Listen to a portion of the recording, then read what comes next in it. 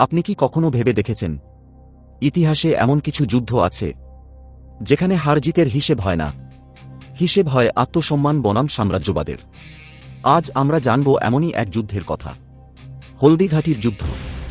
1576 সালের 18 জুন রাজস্থানের রাজসমন্দ জেলার এক সংকীর্ণ পাহাড়ি গিরিপথ হলদিঘাটি। এই স্থানের মাটি হলুদ রঙের হওয়ায় এর নাম হয় হলদিঘাটি।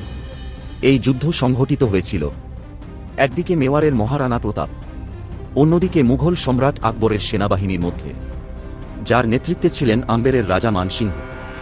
আকবর তখন ভারতের প্রায় সব রাজ্যকে মুঘল সাম্রাজ্যের অধীনে আনতে চেয়েছিলেন। অনেক রাজপুত রাজা মুঘলদের অধীনতা মেনে নিলেও মহারানা প্রতাপ তা স্পষ্টভাবে প্রত্যাখ্যান করেন।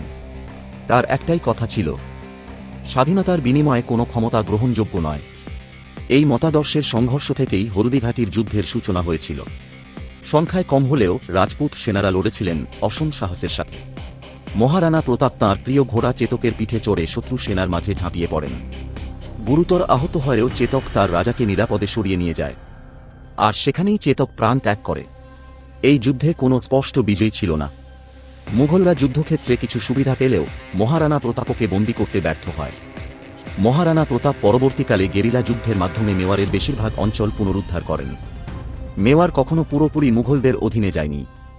হলদিঘাটির যুদ্ধ আমাদের শেখায়, সত্যিকারের জয় মানে কেবল সিংহাসন নয়, নিজের আত্মমর্যাদা অটুট রাখা।